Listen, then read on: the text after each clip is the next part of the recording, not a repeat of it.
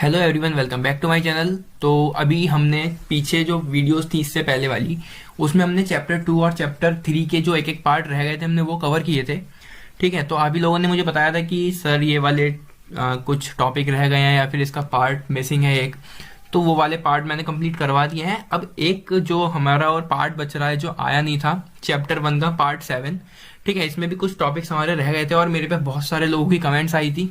ठीक है, तो उन्होंने बताया कि एक पार्ट इसमें मिसिंग है और उसमें कुछ टॉपिक्स मिसिंग हैं, तो वही टॉपिक्स हम इसमें करने वाले हैं। थैंक यू बताने के लिए। वैसे मुझे पता था कि एक पार्ट रह गया है, लेकिन उसका कंटेंट मुझे सही नहीं मिल रहा था, कुछ पॉइंट्स अच्छे नहीं मिल रहे थे, जिस वजह से मैंने उस समय वो पार्ट रहने दिया था, मतलब नहीं बनाया था।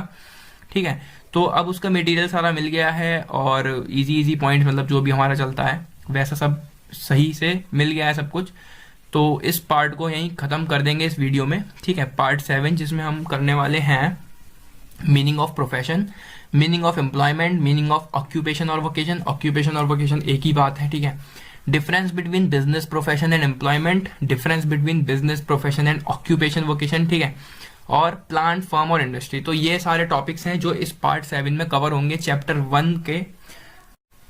अगर इस चैप्टर के पुराने पार्ट्स नहीं देखे हैं, पार्ट 1, 2, 6 अगर नहीं देखे तो उनको जाके देखो, और पार्ट 7 जल्दी से शुरू करके इसको जल्दी से खत्म करते हैं। तो let's begin.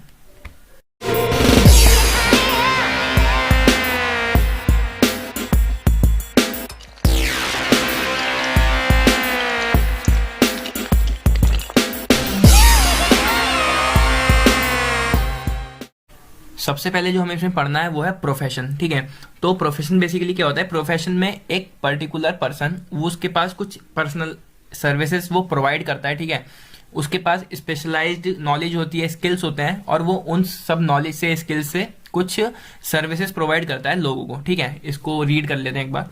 Profession means an occupation which involve the rendering of personal services of specialized nature in lieu of fees. तो वो सर्विस प्रोवाइड करते हैं जो स्पेशलाइज्ड होती है नेचर में, मतलब स्पेशल सर्विसेज प्रोवाइड करते हैं लोगों को, और बदले में क्या लेते हैं? वो फीस उस चीज की। एग्जांपल्स हैं यहाँ पे अच्छे खासे लिखे हुए। A doctor treating a patient, एक डॉक्टर जो है ट्रीट कर रहा है पेशेंट को। A lawyer leading for his client. ठीक है, and architect making the design और लेआउट ऑफ अ बिल्डिंग। तो यहाँ पे क्या है? ये सारे प्रोफेशन के एग्जाम्पल है। यहाँ पे एक पर्सन के पास स्पेशलाइज नॉलेज है, स्किल्स है, तो वो उन सब चीजों का इस्तेमाल करके सर्विस प्रोवाइड कर रहा है और बदले में क्या ले रहा है? फीस। ठीक, तो ये प्रोफेशन है। एक इसकी अच्छी डेफिनेशन अगर हम याद कर सकते हैं या फिर लिख सकते हैं तो वो ये है: profession is that occupation in which one professors have acquired special knowledge which is used either in instructing, guiding और एडवाइसिंग अदर्स। तो प्रोफेशन एक ऐसा ऑक्यूपेशन है जिसमें एक पर्सन के पास एक्वायर्ड स्पेशलाइज नॉलेज होती है। ठीक है, और वो उसको यूज करता है किसी को इंस्ट्रक्ट करने में, किसी को गाइड करने में, और किसी को एडवाइस देता है या ट्रीट करता है, वही सब। ठीक, इसके कुछ फीचर्स आ जाते हैं जैसे body of specialized knowledge and technique, formal training and experience और रेस्ट्रिक्टेड एंट्री। इनको समझते हैं थोड़ा। Body of specialized knowledge and technique का मतलब है, ये एक बहुत इंपॉर्टेंट फीचर है प्रोफेशन का। ठीक है, ये एक ऐसी एक्टिविटी है जिसमें स्पेशलाइज्ड नॉलेज की जरूरत होती है उस पर्टिकुलर फील्ड में। ठीक है, the body of specialized knowledge contains principles. उसमें प्रिंसिपल्स की जरूरत होती है, थ्योरीज की जरूरत होती है और टेक्निक्स की जरूरत होती है। उसके बाद ही वो किसी को एडवाइस कर सकते हैं, किसी को इंस्ट्रक्ट कर सकते हैं और गाइड कर सकते हैं। ठीक है, सेकंड इसका फीचर आता है फॉर्मल ट्रेनिंग एंड एक्सपीरियंस। तो जैसे नाम से भी पता चल रहा हो, तो इसमें एक ट्रेनिंग की जरूरत होती है और एक्सपीरियंस की जरूरत होती है। अरे यार, ऑब्वियस सी बात है, जब किसी को तुम एडवाइस दोगे या गाइड करोगे, किसी को ट्रीट कर रहे हो, तो तुम्हें उस चीज का एक्सपीरियंस होना चाहिए उस पर्टिकुलर फील्ड में। जब तुम्हारे पास एक्सपीरियंस होगा खुद, तब तुम किसी को गाइड कर सकते हो, सलाह दे सकते हो किसी को कुछ। ठीक है, तो ये था सेकंड इसका फीचर। थर्ड हमारा आता है इसमें रेस्ट्रिक्टेड एंट्री। देखो, कोई भी किसी को ट्रीट करने ऐसे ही नहीं चला जाएगा कि मैं तुम्हें गाइड करूंगा। उसके पास उसको कोई एग्जामिनेशंस वगैरह निकालने पड़ेंगे उस फील्ड में। अगर किसी को, मान लो कोई डॉक्टर है, उसे किसी पेशेंट को ट्रीट करना है, तो क्या ऐसे ही तुम डॉक्टर बन के किसी को ट्रीट करने थोड़ी चले जाओगे? तुम्हें पहले बहुत से एग्जामिनेशंस वगैरह क्लियर करने पड़ेंगे। ठीक है, डिग्री होनी चाहिए तुम्हारे पास, डिप्लोमा होना चाहिए, इस तरह से।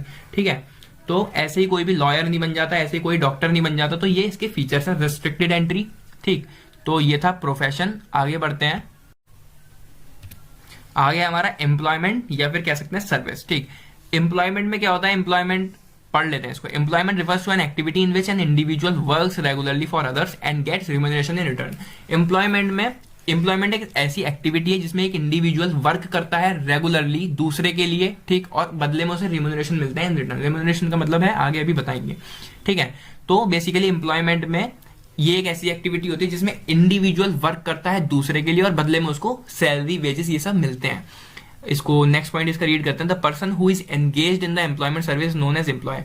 जो पर्सन एम्प्लॉयमेंट सर्विस में एंगेज होता है, मतलब जो काम करता है, उसको हम बोलते हैं एम्प्लॉय। बहुत अच्छे से यार ये सब बेसिक सी चीजें ये पता होंगी, ठीक है। The person who engages other to work regularly for him is known as employer. जो पर्सन उन एम्प्लॉयज को काम देता है उसको बोलते हैं एम्प्लॉयर, ठीक। Remuneration for such work takes the form of wages और सैलरीज एंड अलाउंसेस। जो रिम्यूनरेशन बेसिकली यहाँ मैंने अभी बताया वर्ड, इसका मतलब है जो भी बदले में चीजें मिलती हैं, जैसे कि वेजेस बोलते हैं जो पर डे के हिसाब से हमें पैसा मिलता है, उसको वेजेस बोलते हैं। महीने में जो हमें मिलेगी वो सैलरी होती है। और अलाउंसेस वगैरह जो भी, वो हाउस टैक्स, मतलब हाउस टैक्स तो नहीं, जैसे रेंट दे देते हैं लोग, तो ये अलाउंसेस वगैरह होते हैं। पेट्रोल का खर्चा, ये सब मिलता है एम्प्लॉयमेंट में, ठीक है, जो भी पर्सन एंगेज होता है एम्प्लॉयमेंट में, ठीक है। तो ये था एम्प्लॉयमेंट क्या होता है। फिर आते हैं इसके फीचर्स ऑफ एम्प्लॉयमेंट में हमारे आते हैं service to others, personal service और कॉन्ट्रैक्ट। इनको थोड़ा समझते हैं। एम्प्लॉयमेंट के अंदर जो भी पर्सन होगा वो वर्क करेगा दूसरों के लिए, ठीक है, सर्विस प्रोवाइड करेगा उनको, ठीक। तो ये था पहला फीचर। सेकंड आता है पर्सनल सर्विस। इसमें क्या होता है, जो भी एम्प्लॉयर एम्प्लॉय को वर्क देगा वो उसका पर्सनल वर्क है, ठीक है, एम्प्लॉय का। वो अपना काम किसी और को नहीं कर दे सकता और ना ही उससे करवा सकता है, तो ये काम उसको खुद ही करना है। तो ये होता है पर्सनल सर्विस, इसका फीचर।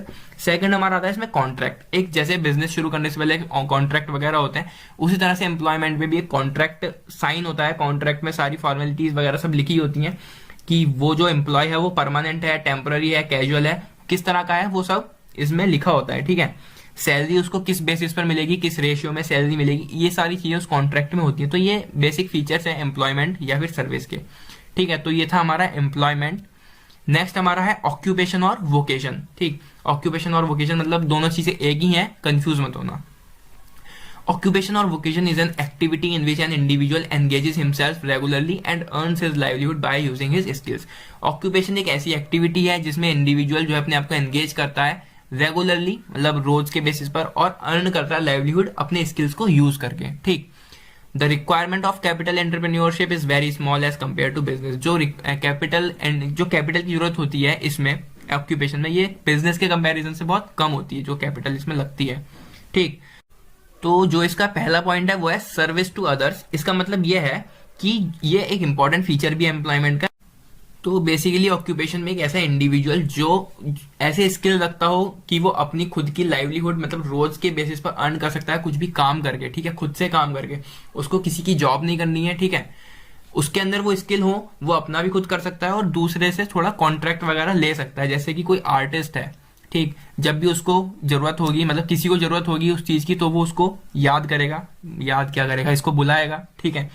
कोई कंस्ट्रक्शन वर्कर हम एग्जांपल दे सकते हैं, कोई डिजाइनर है, सोशल वर्कर है, तो ये सारे हैं ऑक्यूपेशन, ठीक। फिर आते हैं इसके फीचर्स पे। फीचर्स में इसका पहला है रेगुलर वर्क, ठीक। जो भी इंडिविजुअल ऑक्यूपेशन में इन्वॉल्व होगा वो रेगुलरली उस काम को करेगा, ठीक है, अपने लाइवलीहुड को अर्न करने के लिए। लाइवलीहुड यानी जो भी उसके रहन सहन के लिए जो भी खर्चा होगा उसका, खाने पीने का, रहने का, वो सब उसको अर्न करने के लिए रेगुलर वर्क करना पड़ेगा। सेकंड पॉइंट इसमें आता है, second feature, does not require any formal education. किसी फॉर्मल एजुकेशन की इसमें जरूरत नहीं है, खुद से वो एक्सपीरियंस ले। उसके बहुत से लोग ऐसे होते हैं यार कि शुरू से उसमें एक्सपीरियंस वो चीज होती है, मतलब उस चीज के बारे में वो जानते हैं, जैसे आर्टिस्ट हो गया, डिजाइनर हो गया, ये सब कोई इन्हें कहीं से लेते नहीं है। कुछ लोग ऐसे होते हैं जो जिनके पास पहले से ये स्किल्स होते हैं, ठीक है, फैमिली से कहो या फिर शुरू से ही, सबके अपने अलग इंटरेस्ट होते हैं, ठीक।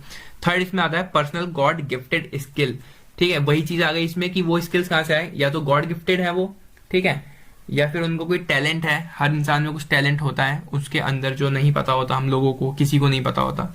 तो ये सारे ऑक्यूपेशन में इन्वॉल्व होते हैं ऐसे लोग, ठीक। आगे बढ़ते हैं इसमें। आगे हमारा आता है difference between business, profession and employment. तो ये एक अच्छा क्वेश्चन भी बन जाता है एग्जाम के पॉइंट ऑफ व्यू से हम देखें तो, ठीक है। मैंने ये पार्ट का कुछ हिस्सा मैंने एक वीडियो में एक्सप्लेन किया था, शायद इसलिए वो नहीं मिला क्योंकि वो वीडियो कोई पार्ट नहीं था, वो एक ऐसी अलग सी वीडियो थी जिसमें मैंने ये एक्सप्लेन कर दी थी ऊपर ऊपर से। तो अब अलग से पार्ट बन गया है, तो इसमें इसको समझते हैं, ठीक है। बात करते हैं बिजनेस की। It is commenced after decision by entrepreneur and completion of legal formalities if any. Commenced मतलब वो शुरू होता है अगर कोई एंटरप्रेन्योर डिसाइड करे कि बिजनेस शुरू करना है और कुछ लीगल फॉर्मेलिटीज कंप्लीट करनी पड़ती हैं, अगर कुछ फॉर्मेलिटीज वगैरह होती हैं तो ऐसे बिजनेस शुरू होता है। बात करेंगे प्रोफेशन की, तो it can be commenced after completion of formal qualification and training. कुछ क्वालिफिकेशन और कुछ ट्रेनिंग की जरूरत होती है इसको शुरू करने के लिए। Certificate of public practice also needed. एक सर्टिफिकेट होना जरूरी है कि तुमने पब्लिक प्रैक्टिस भी की है, ठीक है, उस चीज का एक्सपीरियंस तुमने लिया है और तुमने कुछ सर्विस प्रोवाइड की है पहले से, तो उसका सर्टिफिकेट होना चाहिए। एम्प्लॉयमेंट की अगर बात करें तो it starts with service contract and appointment letter. ये शुरू होता है किसी सर्विस कॉन्ट्रैक्ट से या फिर किसी अपॉइंटमेंट लेटर से, ठीक है। आगे बढ़ते हैं। सेकंड पॉइंट है इसमें, अगर हम क्वालिफिकेशन की बात करें या फिर ट्रेनिंग की बात करें, तो formal qualifications of training is not necessary in every business, ठीक है। हर बिजनेस में formal qualifications of training is not necessary, ठीक।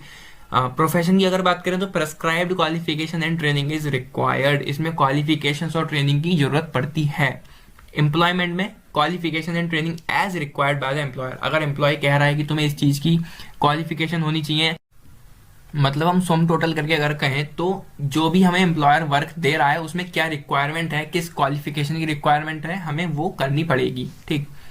थर्ड आगे इसमें हम है third point, supply of goods and service to others. इसका जो मोटिव होता है, जो नेचर ऑफ एक्टिविटी होती है, वो है सप्लाई करते हैं गुड्स और सर्विस को बाकी लोगों में, ठीक है।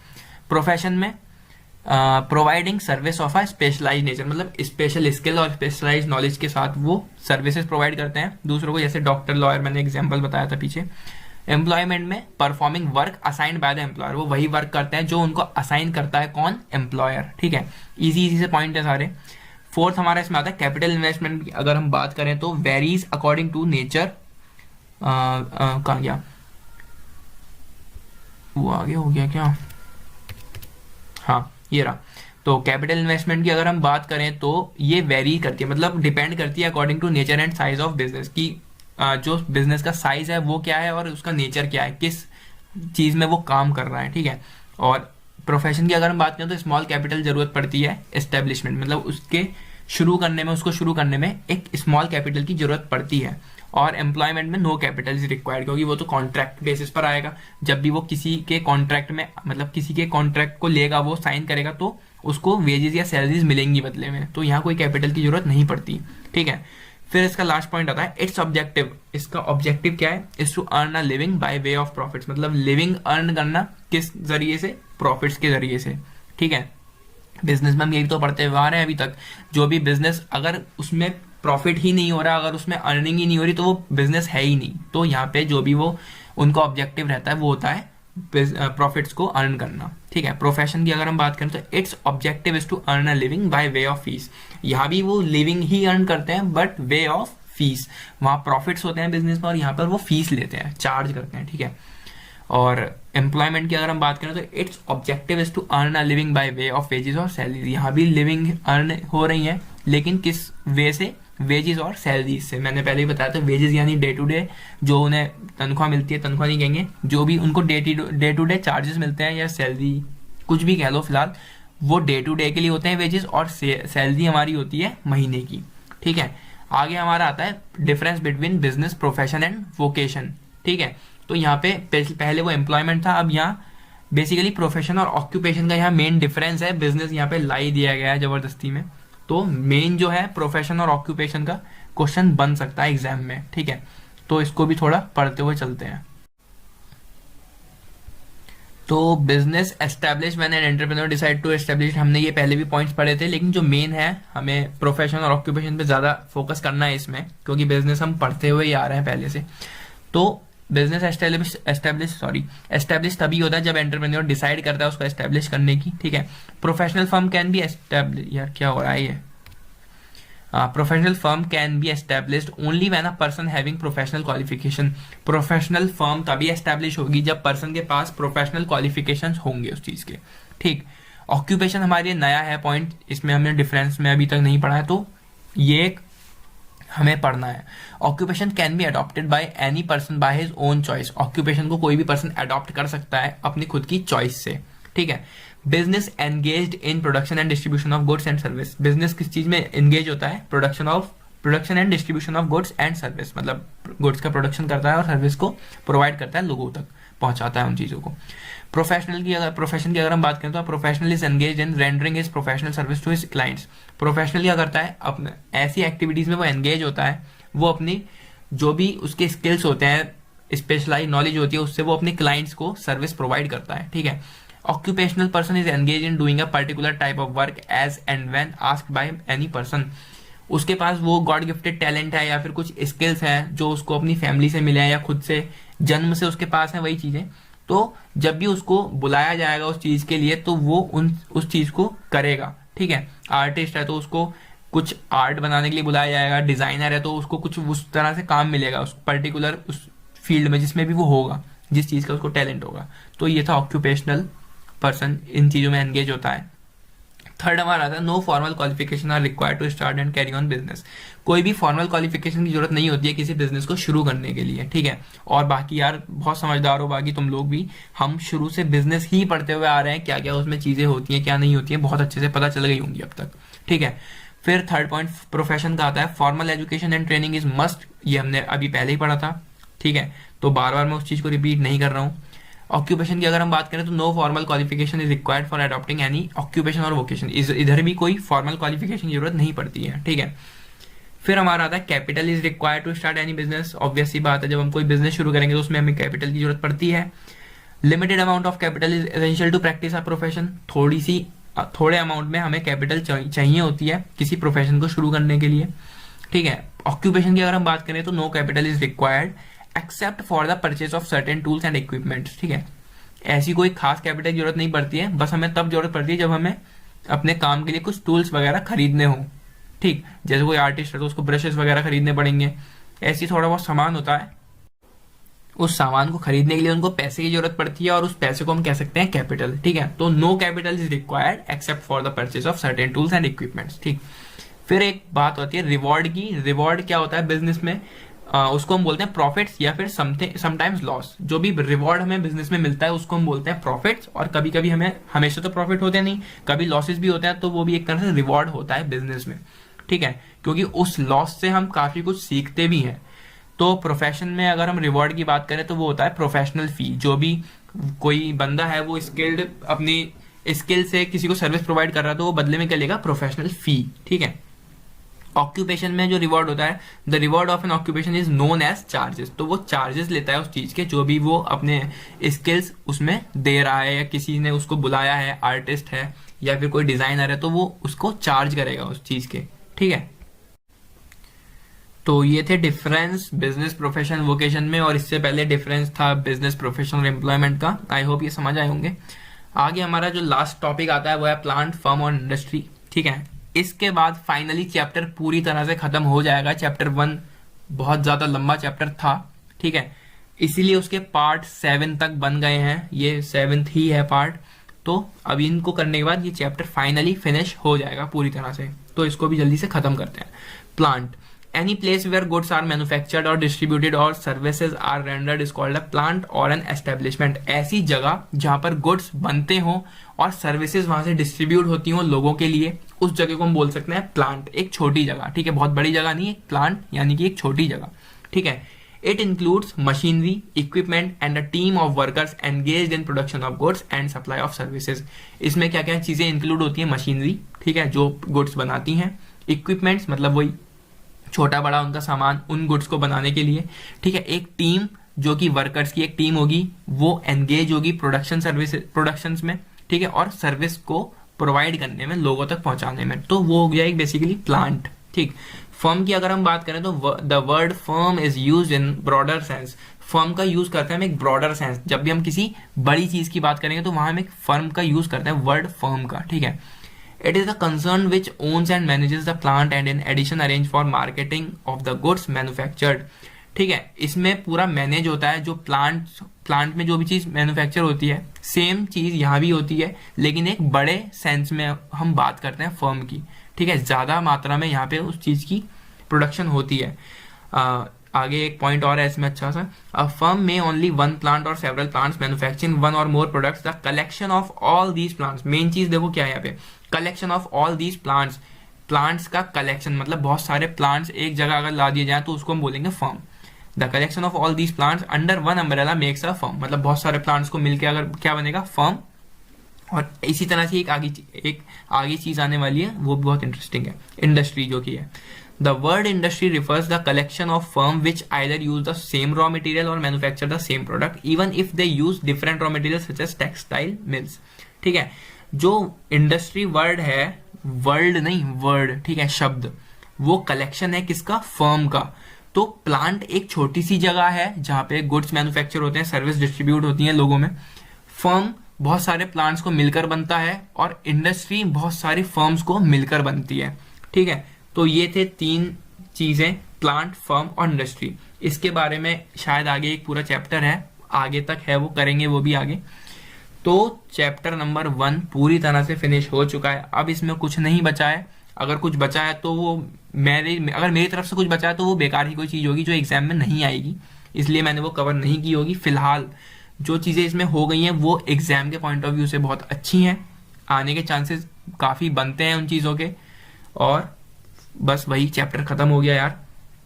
और अब इस वीडियो को यार लाइक करना, मोस्ट अवेटेड वीडियो थी ये। ठीक है, बहुत लोगों की कमेंट्स बहुत टाइम से आ रही थी और मैं सोच रहा था कब बनाई जाए कब बनाई जाए। तो जैसे ही मुझे मटेरियल सारा मिला मैंने एकदम वीडियो बना दी है फाइनली। थोड़ी सी लेट हो गई, कोई बात नहीं, देखना आराम से। वीडियो पसंद आया तो वीडियो को लाइक करना, शेयर करना, कमेंट करना, चैनल सब्सक्राइब कर लो। और चैप्टर 9 तक हमने कर लिए हैं चैप्टर्स, अगर नहीं देखी हैं इसके चैप्टर 1 के कुछ पार्ट्स पीछे के नहीं देखे तो उनको जाके देखो। 2, 3, 4, 5, 6, 7, 8, 9 चैप्टर अगर नहीं देखे कुछ भी तो उनको जाके देखो। चैप्टर 10 भी जल्दी लाएंगे।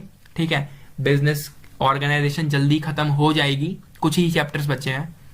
तो बस वीडियो देखो, पसंद आई, देख तो ली होगी जब यहाँ तक आ गए हो, तो पसंद आई तो लाइक, शेयर, कमेंट, सब्सक्राइब सब कर देना। पीडीएफ की लिंक डिस्क्रिप्शन में मिल जाएगी और कमेंट सेक्शन में भी पिन कर दूंगा। कमेंट सेक्शन में देखने जाओगे ही तो कमेंट करके भी बता देना कैसी लगी। और मिलते हैं अगली वीडियो में। Till then take care, bye bye.